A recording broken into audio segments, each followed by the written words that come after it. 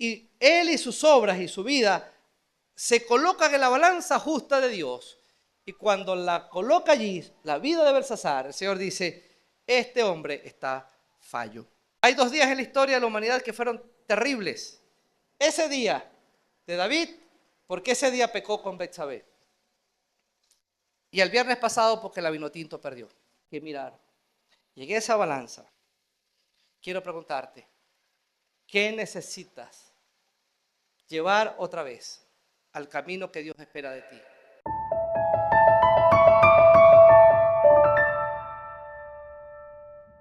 A partir de la semana o desde la semana pasada comenzamos a estudiar un poco acerca de un mensaje muy particular que Dios envió al último rey que tuvo el imperio babilónico, Belsasar.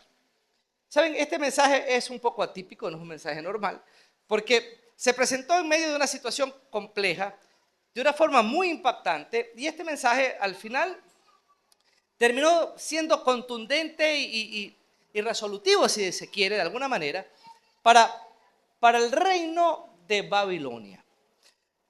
Si me permiten ubicarlos un poco en el contexto del capítulo 5 de Daniel, cerramos el capítulo 4 con el rey más importante de Babilonia, Nabucodonosor, el fundador del imperio, el rey más implacable o el emperador más implacable que la historia de la humanidad ha podido registrar. Nabucodonosor fue un hombre con una autoridad absoluta, con un poder casi sin ningún tipo de control. Daniel lo define así: Dios le dio a Nabucodonosor el poder y la autoridad para quitar a quien quería quitar y para poner a quien quería poner. Tenía autoridad absoluta. Sin embargo, después de varios llamados de atención, Nabucodonosor siguió llenándose de soberbia y su altivez creció tanto que el Señor le mandó una situación muy peculiar. Nabucodonosor terminó enloquecido, vuelto un animal, viviendo como un animal, y por espacio de 12 meses, en tiempos bíblicos 360 días, Nabucodonosor estuvo viviendo literalmente como un animal, desterrado entre los hombres y viviendo en el bosque. La Biblia lo describe como bañándose con el rocío, es decir, a la intemperie, comiendo monte. Y así estuvo sometido por espacio de 1 año. Y pasado el año, el Señor le permite recobrar la lucidez otra vez a Nabucodonosor. Y en su lucidez se da cuenta de su condición, se arrepiente y reconoce al Señor como el único Dios verdadero. Y Dios es tan bueno que, ¿saben? El Señor le devolvió el trono a Nabucodonosor y terminó su reinado hasta el final de sus días. Algunos calculan que Nabucodonosor en edad pudo pasar los 100 años. El Señor le dio larga vida a Nabucodonosor, pero murió. Y después de la muerte de Nabucodonosor ocurren varias cosas en el imperio babilónico. Se levantan algunos y quieren usurpar el trono, hay asesinatos, hay intriga familiar, hasta que uno de los descendientes de Nabucodonosor, un yerno de Nabucodonosor, pone orden en el asunto. El rey Nabonido. Y al poner orden en el asunto, él restablece el orden, la línea real, se sienta en el trono, pero Nabonido no tiene ningún interés en reinar. No es su interés ser un emperador como lo fue su suegro. Así que él establece el reino, le da fuerza a Babilonia nuevamente y decide irse a una región de Arabia que era parte de los dominios del reino y deja en Babilonia, encargado del reino, a su hijo Belsasar. Así que Belsasar, el personaje central del capítulo 5, es el nieto de Nabucodonosor. Se dice en distinta ocasión en el capítulo 5, hijo, hijo, hijo, pero la palabra hijo da la idea de sucesor o alguien que desciende de la misma línea. Si me permiten una referencia de cómo se utiliza la palabra hijo, no sé si recuerdan aquellos leprosos que al ver a Jesús le dijeron: Jesús, hijo de David, ten misericordia de nosotros. ¿Saben? Jesús no era literalmente hijo, era un descendiente de la línea de David. Es la misma idea aquí. Belsasar era un descendiente de la línea de Nabucodonosor, pero era realmente su nieto. Pues Belsasar toma el control del reino, su padre está afuera, ya ni siquiera está viniendo a encargarse de los negocios del reino en Babilonia, y él es ahora el emperador de hecho y técnicamente de derecho. Aun cuando él es el segundo en el reino, él es quien tiene todo a su control. Se llenó tanto de arrogancia Belsasar, que llegó el punto en el que el Señor dijo, ¿sabes? Es necesario poner fin a la altivez de este hombre. Y el Señor mandó un mensaje contundente. Y cuando leemos la historia relatada en el capítulo 5 de Daniel, una pregunta tiene que girar en torno a nuestra cabeza. La pregunta que surge aquí es esta. Así como Belsasar tuvo que revisarlo en su momento, tú y yo debemos revisar cómo estamos viviendo nuestra vida hoy. Saben, el Señor vio la vida de Belsasar, vio su reinado, vio lo que estaba haciendo y mandó un mensaje contundente. Si el Señor te escribiera hoy un mensaje, te mandara un mensaje relativo a la forma como estás viviendo tu vida, ¿qué crees tú que diría ese mensaje? Y se presenta el Señor de una forma muy atípica y le manda una advertencia a Belsasar que nosotros hoy no debemos dejar pasar de largo. Debemos considerarla. ¿Saben? El mismo Dios que escribió allá a Belsasar un mensaje contundente es el mismo Dios que hoy sigue pidiendo cuentas a sus hijos. Y es importante que revisemos de qué forma estamos viviendo la vida. Si el Señor nos mandara un mensaje, ¿qué nos diría? ¿Saben? Historias como estas están registradas en la Biblia para que tú y yo podamos revisar qué enfoque le estamos dando a nuestra vida. Y si algo pudiéramos sacar de aquí sería esta idea.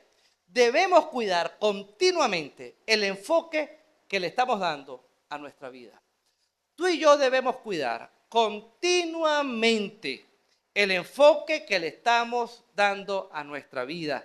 Y dijimos la semana pasada, que ahí en este mensaje que Dios le manda a Belsasar, 3 advertencias que no debemos dejar pasar por alto. Y estas advertencias están en el capítulo 5 del libro de Daniel. Y si vamos al versículo 1 de este capítulo, vamos a leer lo siguiente. El rey Belsasar ofreció un gran banquete a 1000 miembros de la nobleza y bebió vino con ellos. Mientras bebía, Belsasar mandó a que trajeran las copas de oro y plata que Nabucodonosor, su padre, había tomado del templo de Jerusalén para que también bebieran sus nobles junto con sus esposas y sus concubinas. Entonces les llevaron las copas y en ellas bebieron el rey y sus nobles junto con sus esposas y sus concubinas. Bebían vino y alababan a los dioses. Por favor, si son de los que rayan su Biblia y quieren tener alguna acotación importante, subraye esto que continúa. Bebían vino y alababan a los dioses de oro, plata, bronce, hierro, madera y piedra. Interesante ese detalle, porque ese orden que está allí, ya vamos a ver que responde a algo mucho más profundo. Versículo 5. En ese momento, en la sala del palacio apareció una mano que a la luz de las lámparas escribía con el dedo sobre la parte blanca de la pared. Mientras el rey observaba la mano que escribía, el rostro le palideció del susto. Las rodillas comenzaron a temblarles y apenas podía sostenerse. ¿Saben? En medio de un momento loco de borrachera y con un desorden tremendo, el rey estaba disfrutando de un poder que creía que tenía. Y en esa condición, siendo el centro de atención, 1000 de sus nobles estaban allí también bebiendo y volviéndose locos, cometiendo actos inmorales, haciendo lo que mejor le parecía. En ese momento Dios le manda un mensaje contundente a Belsasar y lo manda de esta forma. Una mano apareció y comenzó a escribir en una pared. Mi hermano, no es alguien escribiendo en una pared. Esto no es una figura de lenguaje. Literalmente, una mano, sin el resto del cuerpo, una mano apareció y comenzó a escribir un mensaje en la pared. Simplemente escribió 4 palabras. 2 de ellas se repiten, así que técnicamente habría que revisar 3 palabras. Y saben, escribiendo en la pared, en medio de la borrachera, en medio del escándalo, el rey ve aquel suceso y describe el libro de Daniel que el hombre se llenó de miedo. ¿Saben? Yo no conseguí ningún dato. Habría que preguntarle a Daniela como neurólogo a ver si esto es posible. Pero ¿saben? Aparentemente el susto fue tan grande que la borrachera se pasó. No sé si el cuerpo es capaz de hacer algo allí y consumir el alcohol, lo sudó o no sé qué pasó. Lo cierto es que en medio del escándalo, Belsasar ve aquella mano escribiendo. Imagínense el cuadro, un ambiente de muy poca luz, no había luz eléctrica en aquel momento, todas las luces eran producto de candelabros que estaban en sitios estratégicos, así que habían puntos más oscuros que otros. La mano se ubicó justo detrás de un candelabro, buscó el lugar tal vez más iluminado, donde todo el mundo podía ver, y con esa luz tenue que las velas dan, la mano comenzó a escribir un mensaje en la pared y todo el mundo lo vio. Y en ese punto tétrico, tenebroso, este rey que estaba gozando de su poder y su grandeza, sintió un miedo terrible. Se puso pálido, perdió el color. Sus piernas comenzaron a temblarles. Por allí una versión dice que golpeaban entre ellas. Posiblemente se podía escuchar el golpe que las rodillas daban entre sí. No se podía sostener en pie. Y en medio de ese temor profundo que este hombre tenía, pidió que sus sabios vinieran a interpretar lo que esas palabras decían allí. ¿Saben? Las palabras estaban escritas en arameo, así que todos los presentes pudieron entender lo que decía. Pero lo que no entendieron fue el significado que estas palabras tenían. Así que manda a buscar a sus sabios y todos vienen. Y para que libremos dudas, ¿no? Porque alguien pudiera decir, bueno, con una borrachera de ese calibre, cualquiera puede ver una mano escribiendo. Bueno, la vio él y la vieron todos sus nobles. Habían 1000 y sus esposas y sus concubinas. Ciertamente, todos estaban borrachos. Pero saben, no podemos hablar de una alucinación colectiva por dos razones simples. La primera, no existe tal cosa. No existe tal cosa como una alucinación colectiva. Si aquí ocurriera un fenómeno paranormal, ¿saben? Todos los que estamos aquí viéramos algo distinto. Y la única forma que todos pudiéramos ver lo mismo es que ese fenómeno fuera real. No todos podemos imaginarnos la misma cosa al mismo tiempo. Así que en medio de la borrachera, si aquello hubiera sido producto de la imaginación de Belsasar, cada uno se hubiera imaginado cualquier cosa. Mientras él hubiera visto la mano escribiendo, a lo mejor otro hubiera visto un elefante blanco. Y el otro, yo lo que vi fue un león que pasó por aquí. O sea, cualquier cosa. Así que no se trata de una alucinación colectiva porque no existe. La segunda razón por la cual no pudo haber sido una alucinación colectiva es que ciertamente todos los que estaban allí estaban ebrios, pero Belsasar manda a llamar a sus sabios. Los sabios no eran parte del festín, ellos no estaban borrachos, no eran parte de aquello, y cuando llegan tienen que interpretar esas palabras. Y ellos la vieron, ellos validaron la existencia de esas palabras, y no interpretarlas adecuadamente podía costarle la vida. El rey ofreció premios para quien interpretara las palabras. Lo voy a hacer el tercero en el reino, le voy a poner un vestido púrpura y le voy a poner un collar de oro en su cuello. Las tres cosas tienen un sentido interesante. ¿Saben? El vestido era la ropa que usaban en el palacio. Les voy a vestir de realeza. Van a poder andar en el palacio como parte de la realeza. 2, les voy a poner un collar de oro en el cuello. Y ese collar de oro era una forma de decir, este es un distintivo de alguien que ha sido condecorado directamente por el rey. ¿Qué nivel de importancia cuando los reyes eran tan absolutos? Y número 3, te voy a hacer el tercero en el reino. ¿Por qué no el segundo? Bueno, porque Belsasar era el segundo. ¿Recuerdan? Nabonido era el primero, su papá, él era el segundo, y Belsasar ofrece el lugar más alto disponible en el reino, el tercer lugar. Pues ese era el ofrecimiento a quien pudiera interpretar aquello. Pero saben, los reyes acostumbraban a que cuando no recibían lo que querían, pues eran tan implacables que podían decir, Ah, no pueden interpretar eso, entonces ¿para qué tengo yo sabios? Mátenlos a todos. Así que estos hombres vieron la escritura en la pared y no pudieron interpretarlo y se llenaron de temor. Pero el temor de Belsasar era muy grande. Más que qué hacer con los sabios, él estaba preocupado por qué era aquel mensaje misterioso.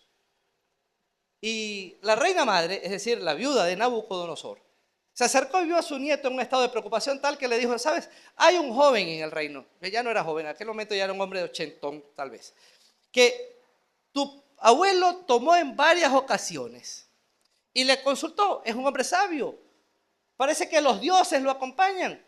Y lo puso al frente de todos los sabios en su época, porque el hombre era sabio. Belsasar sabía de Daniel, pero lo había desechado porque no le interesaban consejos como los de Daniel. Y se llenó de hombres que eran capaces de seguir su propia línea. Así que en medio del temor, Belsasar llama a Daniel, Daniel viene frente a Belsasar y se encaran. Por primera vez vemos a un Daniel presentando poco respeto por el rey. No da el saludo habitual. Se para Daniel y Belsasar le dice, tú eres Daniel, el hombre que dice que tiene sabiduría, Y Daniel le dice, sí, yo soy. Pero si interpretas esto, te voy a dar las 3 cosas que he ofrecido. La respuesta fría de Daniel fue, quédese, oh rey, con sus regalos. No los quiero. ¿Qué va a ofrecerme? No me interesa. Pues seguramente Daniel ya conocía la cosa, vio el mensaje, sabía la respuesta de Dios, y se para ante el rey, que no quiero estar aquí, su indisciplina me da asco, usted me da asco, y ¿sabes? Tu reino está llegando al fin. Así que, si me ofreces ropa real para caminar en tu palacio, ¿cuál palacio? ¿El que está a punto de caer? Si voy a tener una medalla condecorativa del rey, ¿cuál rey? ¿El que está a punto de morir? Si me vas a hacer el tercero del reino, ¿de cuál reino? El que está a punto de ser conquistado. Entonces, realmente tus regalos, rey, carecen de absoluto valor. Y con mucha frialdad, Daniel comienza a recordarle lo que Dios hizo con Nabucodonosor, su abuelo. ¿Se acuerdan? Lo acabamos de decir, capítulo 4. Le dice, tu abuelo, un hombre fuerte, Dios le dio poder sobre todo el mundo y se llenó de soberbia y Dios lo disciplinó.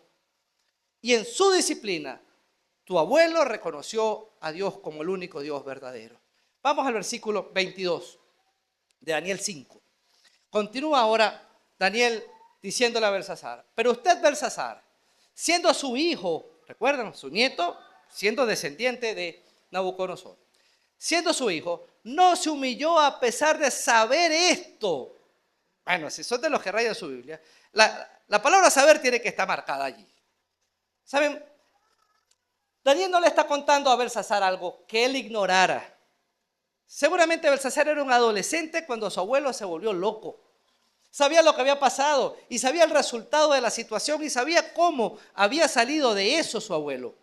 Había reconocido a Dios como el único Dios verdadero. Y ahora Daniel le dice, usted sabiendo esto, no le dio la gloria a Dios. 23. Por el contrario, se ha opuesto al Señor del cielo, mandando a traer de su templo las copas para que beban en ella usted y sus nobles, sus esposas y sus concubinas. Usted glorificó a los dioses de, otra vez, escuchen, oro, plata, hierro, madera y piedra. Dioses que no pueden ver, ni oír, ni entender. Pero no glorificó al Dios en cuyas manos se encuentra su vida y todos sus caminos. Por eso Dios ha enviado esta mano a escribir lo que allí aparece. Mene, mene, tekel, uparsin. Eso es lo que estaba allí. 3 palabras, mene, mene, repetida 2 veces, 3 palabras, en perfecto arameo. Ahora, ¿qué quiere decir? Lo que le interesaba al rey no era qué palabras eran, sino qué quería decir. Versículo 26. Pues bien, esto es lo que significan estas palabras. Mene, Dios ha contado los días de su reino y les ha puesto un límite. Tekel, ha sido puesto en la balanza y no pesa lo que debería pesar. Pérez, su reino se ha dividido y entregado a medos y persas. Hermanos amados, esa misma noche, los medo-persas que estaban tratando de sitiar la ciudad de Babilonia, logran entrar a la ciudad y ponen fin al imperio babilónico, asesinando a Belsasar y a sus nobles. El Señor actuó rápidamente y lo que aquí se había propuesto inmediatamente se cumple. Decíamos la semana pasada que la primera advertencia que no debemos dejar pasar debajo de la mesa para nosotros hoy es: llegará el día en que Dios te pedirá cuenta por todos tus actos. ¿Saben? No importa si lo crees o no. No importa si eres ateo o si consideras que tu vida la vives como tú quieras. ¿Sabes? Llegará el día en que tú y yo tendremos que estar delante de la presencia de Dios para rendirle cuentas. Nada ni nadie podrá evitar que un día tú y yo le estemos rindiendo cuentas al Señor. Belsasar, ¿saben? Experimentó ese día. Y en aquel momento el Señor mandó una señal y un mensaje tan directo que no tenía más opción. Le vas a rendir cuentas. ¿Sabes? Dios ha contado los días de tu reino y le ha puesto un límite. Ahora te toca a ti decir qué has hecho con lo que Dios puso en tu mano. Belsasar tenía poder, tenía autoridad. Dios lo puso en una posición importante. Ahora tendría que darle cuentas a Dios por aquello que había hecho o había dejado de hacer. ¿Saben? Tú y yo tendremos que darle cuenta al Señor por aquellos que hemos hecho o hemos dejado de hacer. Discutimos esto la semana pasada, pero solo quiero cerrar este punto con Eclesiastés 11:9. ¿Saben? El gran sabio Salomón dice en este libro tan complejo, pero tan lleno de sabiduría que es Eclesiastés, dando un consejo a los jóvenes, dice lo siguiente: alégrate, joven, en tu juventud. Deja que tu corazón disfrute de la adolescencia. Sigue los impulsos de tu corazón y responde al estímulo de tus ojos. Pero toma en cuenta que Dios te juzgará por todo esto. ¿Saben? Es de Dios que ustedes y yo vivamos la vida, que disfrutemos de lo que Él ha puesto a nuestro alcance. Qué bueno es levantarse en la mañana, nosotros los caraqueños aquí, y salir cuando el Ávila está despejado. Yo no sé si a ustedes les pasa, pero cuando vas y ruedas frente al Ávila en todo su esplendor, uno puede decir: Señor, qué maravilloso eres. Esa montaña que es nuestro escudo protector se presenta allí delante de nosotros de una forma tan bella, tan maravillosa. Y los que no son caraqueños, lo siento por ustedes, muchos nos están viendo de distintas partes. Pero podemos mandarle fotos del Ávila. Es un cerro hermoso que tenemos nosotros los caraqueños aquí. Y es de Dios que ustedes y yo podamos disfrutar eso.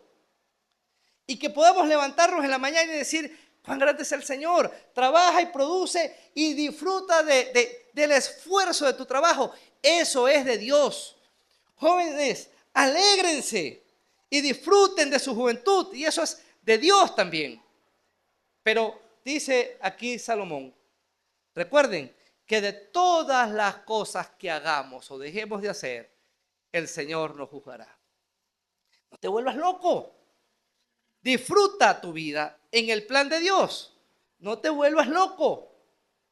Disfruta lo que tienes delante de ti desde la perspectiva de Dios. Nunca disfrutarás más la vida que cuando lo haces consciente de que Dios te ha dado lo que tienes y que Dios te ha puesto donde estás. Y la idea de este primer punto, de esta primera advertencia es: Dios te va a pedir cuenta de todo cuanto has hecho. Necesitas enfocar tu vida. La segunda advertencia que no puede pasar por alto es la siguiente: todos nuestros actos son pesados precisamente por la mano de Dios. La segunda palabra que estaba escrita ahí en la pared era tekel. Literalmente, pesar. Dijimos la semana pasada que todas las palabras estaban en pasivo. Entonces, fuiste pesado, fuiste pesado. La interpretación que Daniel le da a esto es la siguiente: has sido puesto en la balanza y no pesas lo que deberías pesar. Es como que si el Señor agarró a Belsasar y él y sus obras y su vida se colocan en la balanza justa de Dios, y cuando la coloca allí, la vida de Belsasar, el Señor dice: este hombre está fallo. Una balanza debe dar el peso justo. Cuando vamos al mercado, nosotros esperamos que al comprar 1 kilo sea 1 kilo, ¿verdad? O sea, si yo pago por 1 kilo y me dan 600 gramos, esa balanza está mal, me está robando. Y el Señor lo que está diciendo aquí es, yo coloqué a este hombre al frente de un reino para que fuera lo que tenía que hacer, pero cuando tomo su vida y la coloco en mi balanza, en la justa balanza de Dios, ese hombre no usó su vida en lo que tenía que usarla, no cumplió el propósito que tenía que cumplir, y cuando es pesado, sencillamente es hallado fallo. Usted debía pesar 1 kilo y apenas llega a los 600 gramos. Fallo. No es lo que debería ser. ¿Saben qué interesante? Porque si debería darnos temor pensar que un día le vamos a rendir cuentas al Señor. Bueno, también debería darnos temor pensar que continuamente el Señor está pesando nuestros actos. Y la pesa del Señor es una pesa correcta. El Señor pesó a Belsasar y utilizó 2 elementos para pesar, los que creo que son los mismos que utiliza para nosotros hoy. Lo primero, Dios midió la motivación del corazón de Belsasar. ¿Qué motiva tu corazón para actuar? Cuando hablas, ¿qué motiva tu corazón para que hables? Los que tienen talentos y pueden expresar su talento para la gloria de Dios, qué bueno. ¿Qué te motiva a ti a cantar, a tocar, a hablar? ¿Qué te motiva a ti a vivir la vida como la estás viviendo? El Señor revisa la motivación de Belsasar. Y en esa revisión, miren lo que ocurre. Versículo 22, Daniel le dice lo siguiente. Pero usted, Belsasar, siendo hijo de Nabucodonosor, no se humilló a pesar de saber todo esto. Se esperaba de ti, por conocer la historia de tu abuelo, que comenzaras a reinar siendo un hombre humilde. Se esperaba de ti que cayeras de rodillas ante el Dios que sometió a tu abuelo. Ya lo dijimos antes, pero saben, Nabucodonosor era un rey terrible. Él forjó Babilonia. Él levantó el imperio. Dios le dio, dice Daniel, todo el poder que un día expresó. Belsasar era el nieto. En el mundo empresarial hay un dicho que dice, la primera generación levanta la empresa, la segunda la hace crecer y la tercera la destruye. No la trabajaron. Ellos nacieron en esa cuna de oro y no tienen idea del esfuerzo que levantar esa empresa pudo significar. Belsasar no tuvo idea del esfuerzo que levantar el imperio pudo significar. Él simplemente nació en ese ambiente y se esperaba que él se humillara al igual que su padre, pero no lo hizo. Entonces, el corazón de Belsasar estaba motivado por una gran arrogancia. Él era un hombre arrogante. Él pensó que nadie le quitaría el reino que tenía. Un corazón arrogante se caracteriza por ser un corazón excesivamente confiado. Saben, él tenía un exceso de confianza. Pablo dice a los Gálatas, el que esté firme, mire que no caiga. Miren, cuidado con tener un exceso de confianza. El exceso de confianza nos lleva a bajar la guardia. Y cuando bajamos la guardia, somos presas fáciles. Belsasar tenía literalmente su guardia abajo. Leímos al principio que estaba acompañado de 1000 de sus nobles e hizo una gran fiesta con 1000 de sus nobles. Y uno podría preguntarse, ¿por qué había 1000 nobles del imperio babilónico con Belsasar? Bueno, los medos persas estaban avanzando e iban conquistando tierras, le iban quitando espacio al gran imperio babilónico. Y cada tierra conquistada era un noble que se quedaba sin tierras y corría inmediatamente a Babilonia. Así que estos 1000 nobles, en su gran mayoría, podían ser personas que estaban al frente de territorios dominados por Babilonia, que habían sido desplazados por el avance de los medo-persas y no tenían otro lugar donde correr. Corrían hasta Babilonia, su capital. Y estaban todos allí y llegaron ante Belsasar para decirle, rey, los medos nos están conquistando. Y la respuesta de Belsasar fue, tranquilos. Llegaron a Babilonia. En Babilonia nadie puede conquistar nada. Tenemos unas murallas muy grandes. Las murallas de Babilonia eran paredes dobles que tenían 2 canales para que 2 carruajes pudieran ir en una dirección y 2 más pudieran ir en otra. Eran tan amplias como la autopista de Caracas-Guarena. Esa era la torre. Y desde arriba ellos daban vueltas y vueltas y vueltas custodiando continuamente. El río Éufrates impedía el paso a cualquiera que quisiera llegar. Medo-Persia tenía rato estacionado allí, del otro lado del río, no podían pasar. Internamente tenían abastecimientos para meses. Tenían una fuente de agua potable que les acompañaría siempre. Así que estamos hablando de una ciudad que era imposible de conquistar. Y se para Belsasar y les dice a sus nobles, vengan acá, qué guerra y qué guerra. Vamos a celebrar. Llegaron a la casa de papá Belsasar. Aquí no pasa nada. Y en vez de prepararse para la batalla, Belsasar y sus nobles decidieron hacer una gran fiesta. ¿Saben? Esto puede sonar tonto, pero muchos de nosotros vivimos nuestras vidas así. Tienes una situación de conflicto y la respuesta es busca al Señor. Y saben, antes de buscar al Señor y prepararnos para la batalla, algunos de nosotros decimos, luego, déjame disfrutar un poco más. Déjame seguir adelante aquí, regodeándome en mi depresión, regodeándome en mi tristeza, regodeándome en mi preocupación. Voy a seguir un poco más, porque estoy aquí en este punto y de aquí nada me mueve. Y de alguna manera tenemos un comportamiento similar al de Belsasar. Él tenía un exceso de confianza. En donde estoy, nada va a pasarme. Me lleva a recordar a un personaje que también padeció de un exceso de confianza. David.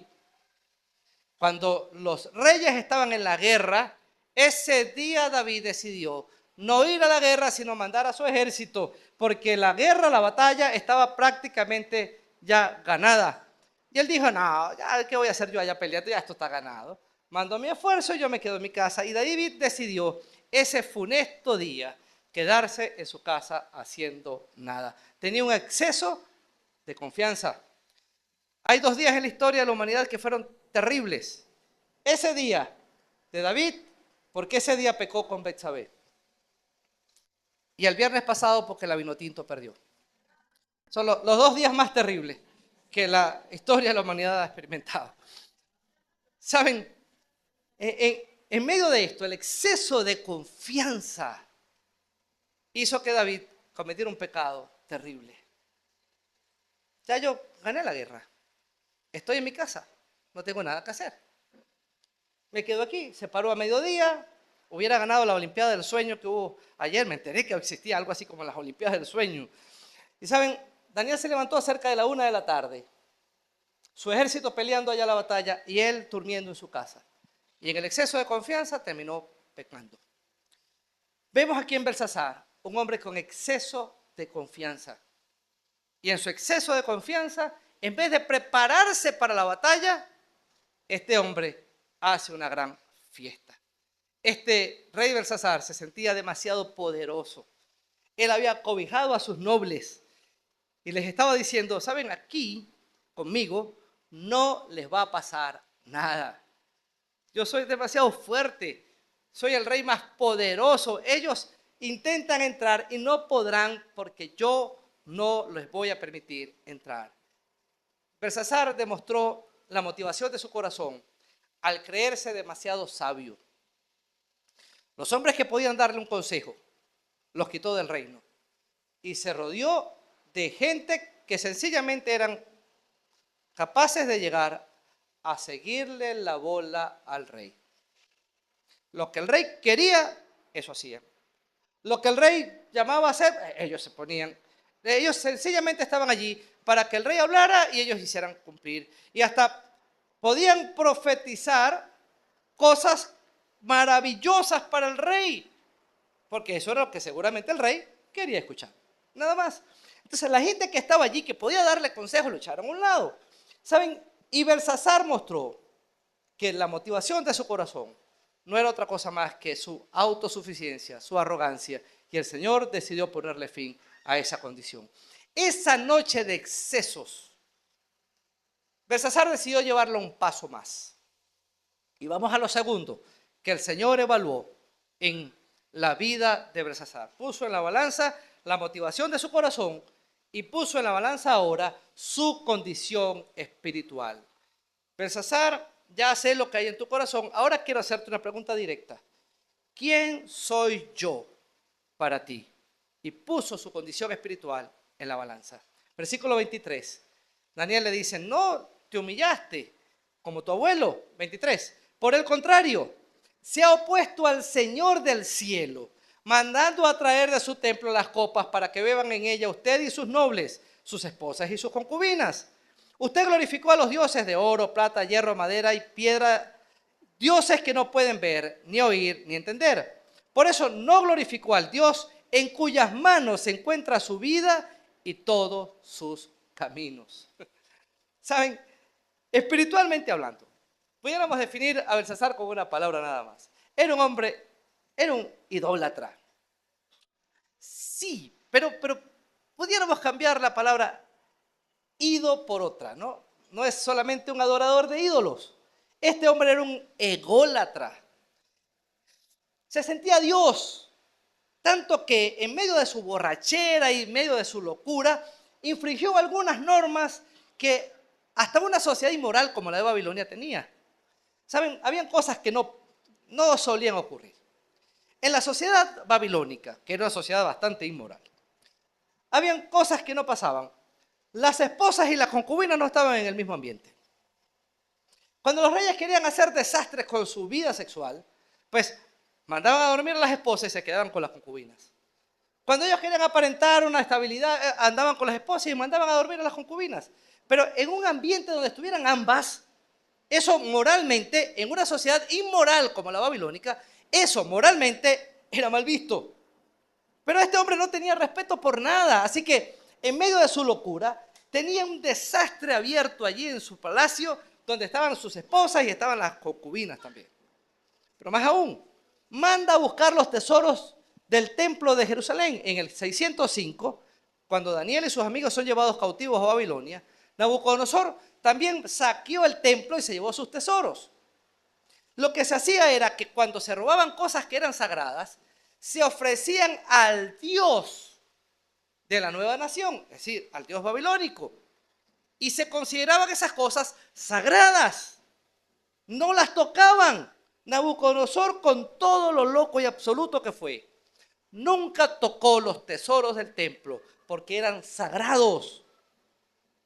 Pero recuerden, la tercera generación, Belsasar manda a traer los tesoros y los presentan ante él y se embriaga con las copas del templo y toma esas copas para ofrecer también sacrificio a dioses. Y miren la característica de los dioses. Recuerdan que les dije que subrayaran. Bueno, Nabucodonosor tuvo una visión y en esa visión vio una estatua grande cuya cabeza era de oro y sus pechos y brazos eran de plata y sus caderas eran de bronce y sus piernas eran de hierro y sus pies eran de hierro con barro. Y eso representaba los imperios que estaban desde Babilonia y que se iban a seguir levantando de ahí en adelante. Y de alguna forma Daniel le dijo, ¿sabes, rey? Tú eres, le dijo a Nabucodonosor, tú eres la cabeza de oro, el rey más poderoso que la historia va a conocer.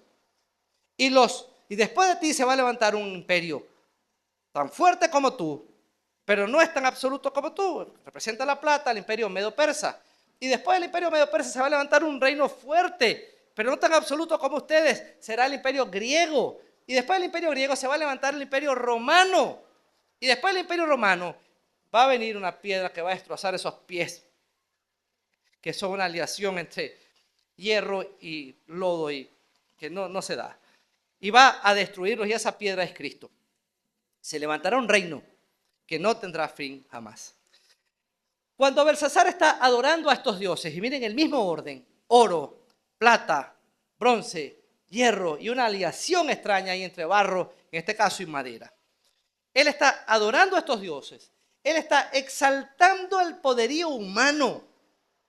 Nosotros con nuestra fuerza, nosotros con nuestro poder, nosotros con nuestra capacidad, nos mantenemos firmes y nadie nos conquista y nadie nos vence porque somos demasiado fuertes. Y Daniel le dice, tú has adorado a dioses que nada pueden hacer por ti.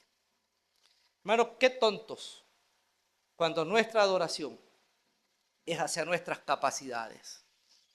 Yo lo conseguí. yo lo logré. Yo lo tengo porque ese es el fruto de mi esfuerzo. Yo puedo solo. Y hemos sido tan arrogantes que hemos ido hasta más allá. Hermano, estás enfermo, busca dentro de ti la salud. Hasta inventamos palabras, ¿no? Salud es una cosa, pero la salud está asociada con medicina y todo lo demás. Entonces, cuando no queremos que la cosa sea así, sino que sea un poco más mística, usamos el término sanación. Busca dentro de ti está la sanación. ¿Saben qué tontos? Porque nada de lo que hay en nosotros estuviera donde está.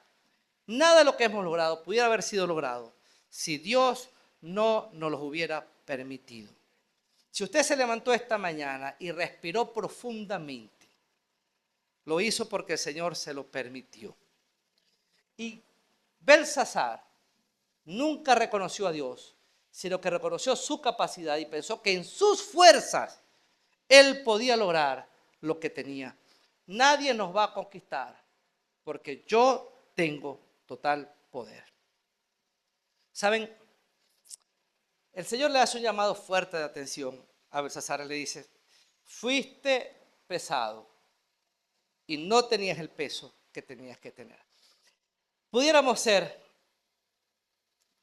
jueces de Belsasar y levantarnos esta mañana y decir, qué terrible Belsasar.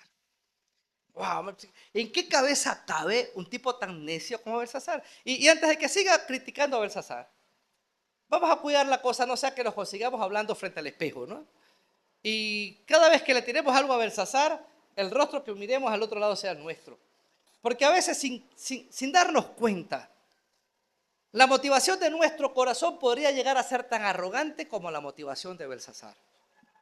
¿Saben? Tú y yo pudiéramos llegar a ser tan idólatras, tan ególatras, como lo fue Belsasar. Idolatría es todo aquello que le quita el lugar a Dios. Cuando adoro, cuando le doy más importancia a algo que le quita el lugar a Dios, estoy siendo un idólatra. Ese espacio lo podría estar ocupando tu ego, ególatra. Ese espacio lo pudiera estar ocupando una situación que tienes en tu cabeza a la cual has dado más importancia que al poder de Dios. Entonces estás permitiendo que tu problema realmente le quite el lugar a Dios. Pudiéramos sentir que nuestras capacidades, nuestras metas, nuestros sueños son más importantes que nuestro servicio a Dios. Y estás permitiendo que tus metas, sueños y alcances sean más importantes que Dios. Todo eso define idolatría. Cuando nuestra sabiduría tiende a ser más sabia que la de Dios, somos idólatras. Y una característica común en los idólatras es que no reconocen el consejo de nadie más. Yo me las sé todas. Dice el mismo Salomón, no seas sabio en tu propia opinión. Deja de pensar que sabes más que todo el mundo. Y dejas de estar construyendo en función de tus capacidades. Teme al Señor y apártate del mal. ¿Saben? La idea aquí es esa. Tú y yo debemos revisar nuestra vida, porque pudiéramos ser tan arrogantes como lo fue Belsasar. Pudiéramos ser tan idólatras como lo fue Belsasar. Y el Señor en este momento nos pudiera estar dando un mensaje muy directo a nosotros, esperando de nosotros una respuesta distinta a la respuesta de Belsasar. La respuesta de Belsasar fue tan arrogante como todo lo que hemos descrito aquí. Termina Daniel de hablar, le dice, el Señor ha medido tu peso y dice, ha sido hallado fallo. Fuiste hallado fallo en la balanza de Dios. Hermanos, imagínense que en este momento tú evaluando tu vida delante del Señor, puedas terminar diciendo, Señor, yo no soy todo lo que tú esperas que yo sea. ¿Saben? Eres como la balanza que mide 600 gramos cuando debería estar pesando 1 kilo. Hay una gran estafa en medio de, o en la diferencia que define tu vida actual y lo que Dios espera que tú seas. Podemos pecar de arrogancia, podemos ser tan arrogantes como lo fue Belsasar. Permítame leer algunos pasajes bíblicos que hablan un poco acerca de esa balanza falsa, cómo es que Dios ve la balanza falsa. Permítame descifrar un poco la figura del lenguaje.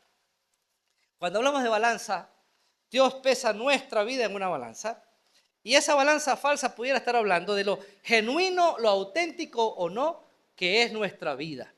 Y en ese sentido, Proverbios 11:1 dice, el Señor aborrece las balanzas adulteradas, pero aprueba las pesas exactas.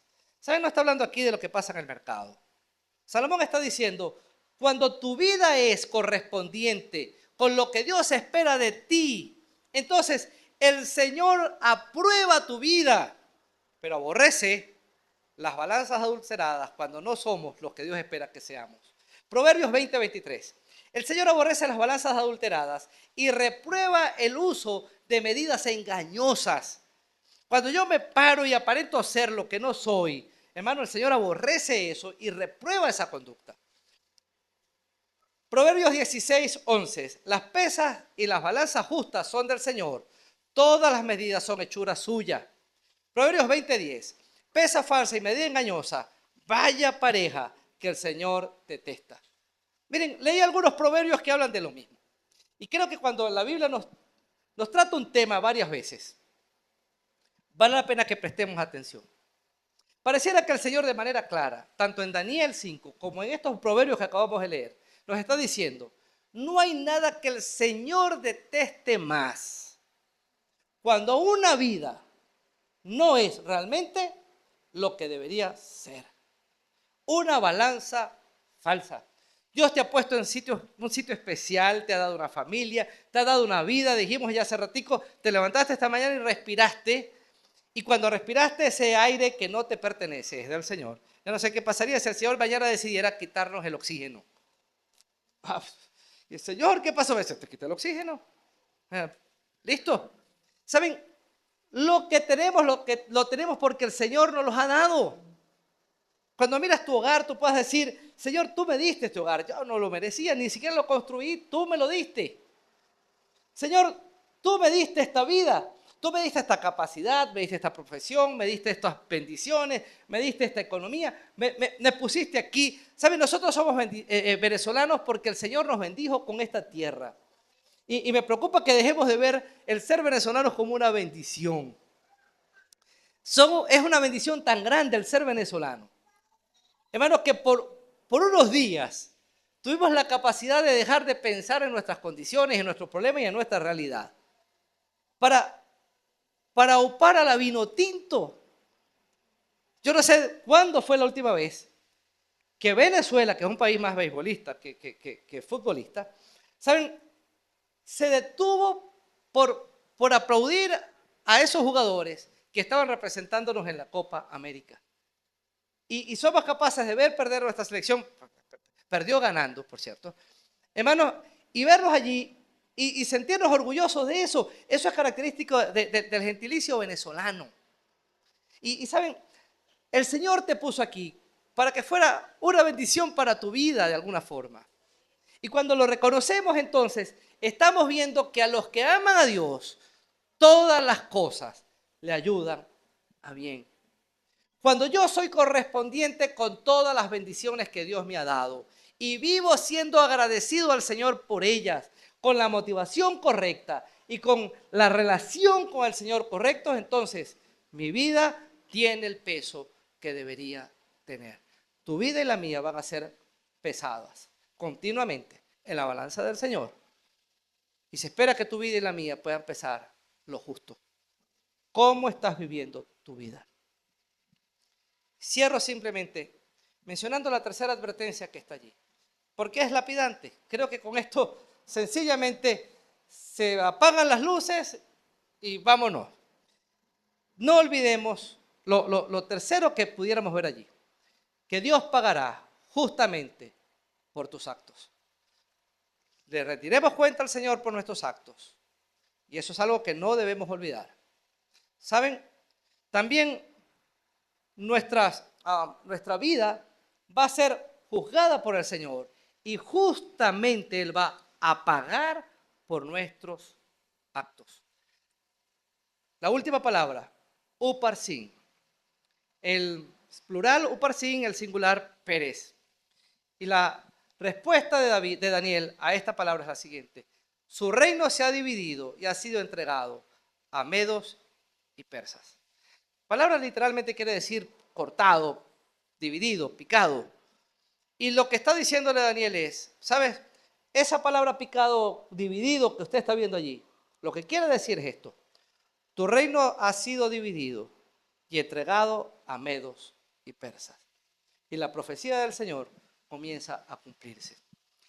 Caerá el reino de Babilonia y se montará en su lugar esos medos y esos persas. Esa noche, Ciro conquista y en Babilonia deja a Darío el medo, que si pasamos la página al capítulo 6, es el rey que nos encontramos con el relato de Daniel y el foso de los leones. Darío gobierna allí cerca de un año, año y medio, y Ciro conquista por completo el imperio babilónico y se establece por pleno el imperio medo-persa, ahora bajo el control del famoso Ciro el Grande.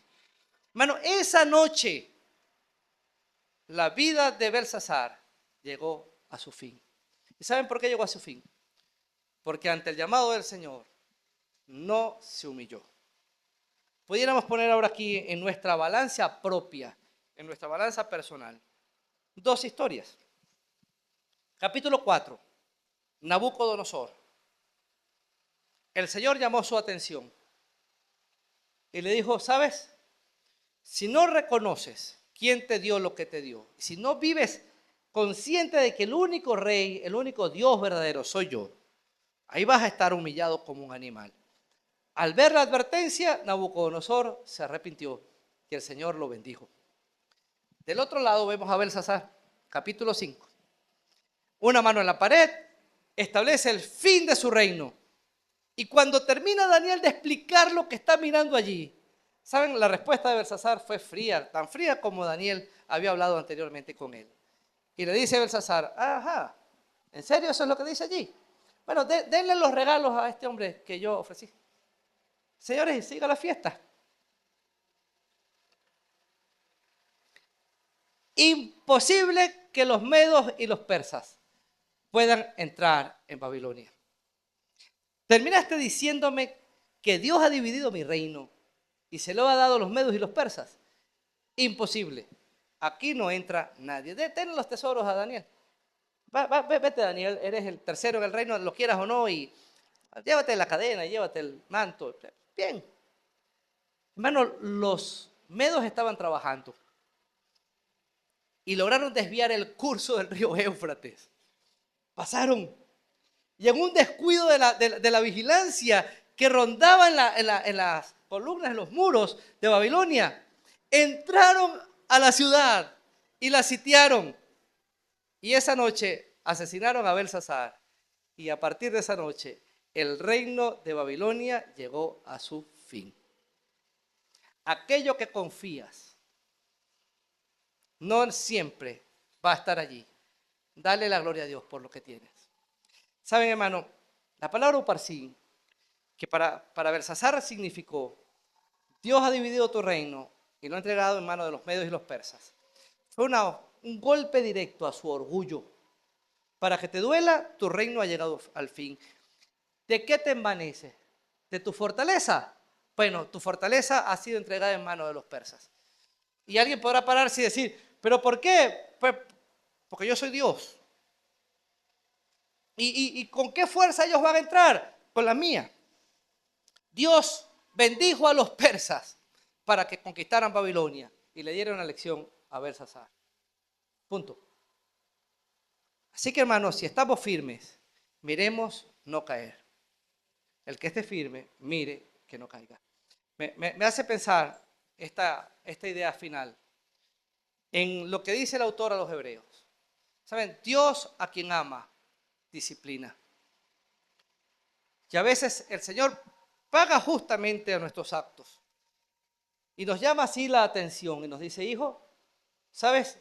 Necesitas ser disciplinado. Alguien preguntó una vez, ¿puede el cristiano pecar? Lamentablemente sí. Lo que no puede pasar es que peque y quede sin disciplina. Porque Dios a quien ama, Disciplina. Permítame un paréntesis aquí contemporáneo. La palabra disciplina que utiliza ahí el autor a los hebreos no es la disciplina moderna. ¿Saben? Estamos viviendo una sociedad en la que la disciplina al niño es vista como un acto de agresión. No disciplinamos a nuestros niños y amenazamos a los niños con el famoso pao pao. ¿Recuerdan el pao pao? O sea, es una forma de, te voy a pegar. Es algo así como antes le decían a uno, viene el coco. O sea, el coco nunca llegó, pero el papado tampoco llega. Y una sociedad sin disciplina es esta que tenemos hoy.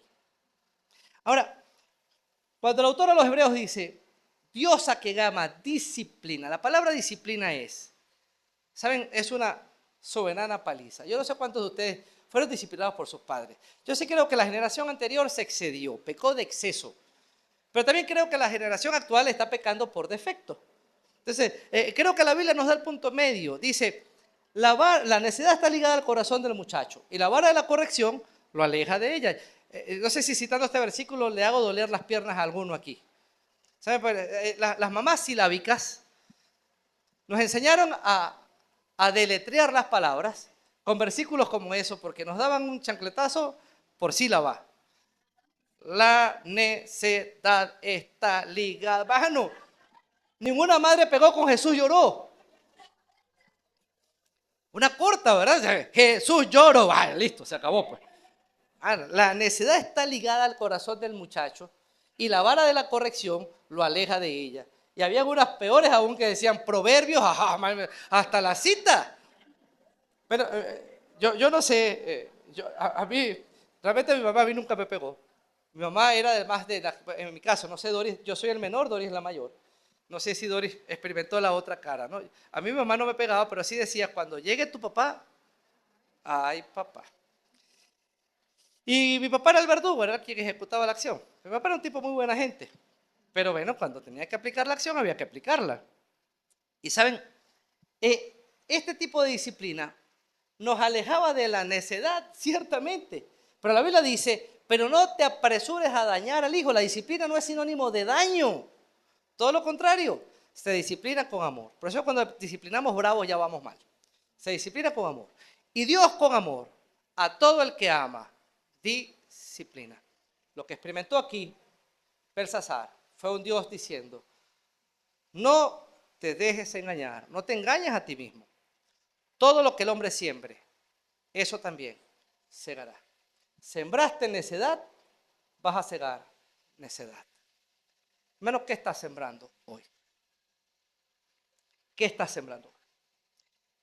Si Dios hoy llegara hasta donde estás tú y te enviara un mensaje relativo a la vida que estás viviendo, un mensaje capaz de pedir cuentas, un mensaje capaz de pesar en balanza tu vida y un mensaje capaz de pagarte conforme a tus actos.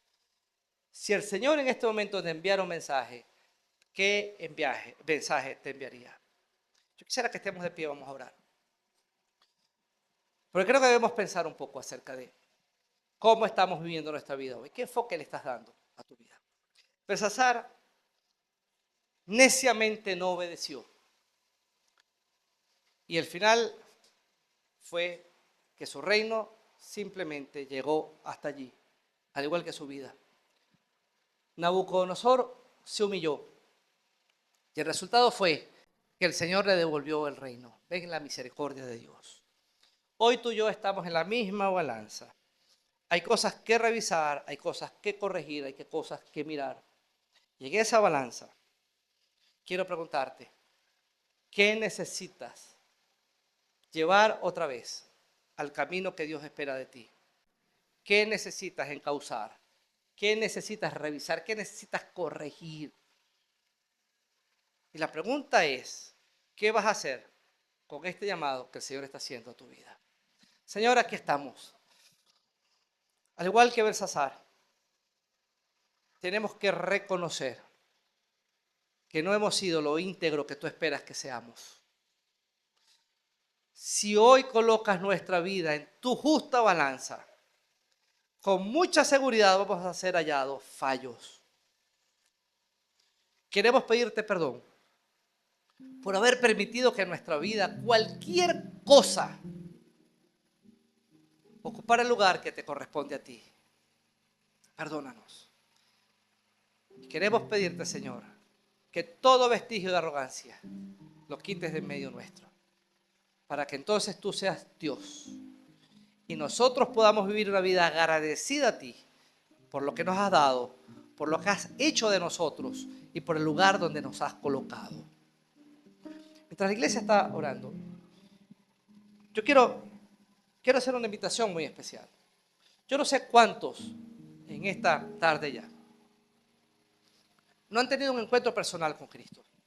Saben, el llamado para ti directamente es: necesitas invitar a Cristo a ser el Señor de tu vida. Tarde o temprano tendrás que rendir cuentas delante del Señor. Tarde o temprano experimentarás el resultado de que tu vida haya sido pesada en la justa balanza de Dios, tu motivación y tu vida espiritual. Tarde o temprano el Señor pagará a nuestros actos con su justicia. Si alguien esta mañana no ha depositado su confianza en Cristo, ¿sabes? El llamado más importante que el Señor está haciéndote ahora es: necesitas invitar a Cristo a ser el Señor y Salvador de tu vida. Si el Señor te mandara un mensaje, ese mensaje sería: porque de tal manera te he amado, que envié a mi Hijo unigénito para que tú, si depositas tu confianza en mí, no te pierdas, mas tengas vida eterna. Yo quiero cerrar esta mañana simplemente invitándote a que deposites tu confianza en Cristo. Si hay alguien que quiera hacerlo esta mañana, allí donde estás, permíteme dirigirte en esta oración. Cierra tus ojos y dile al Señor: Señor, yo reconozco que soy pecador, que he vivido con la arrogancia que alguna vez expresó Belsasar, y que he puesto en el lugar que te pertenece a ti otras cosas, comportándome también como un idólatra, al igual que Belsasar. En el nombre de Cristo Jesús, quiero pedirte que tú perdones mis pecados y en Cristo me hagas una nueva persona. Yo quiero recibir hoy a Jesús como mi Señor y mi Salvador, para la gloria de tu nombre. Amén. ¿Saben? Este es el primer paso para una vida victoriosa. Iglesia, vivamos como quienes van a dar cuenta, porque pronto daremos cuenta delante del Creador. Que el Señor les bendiga.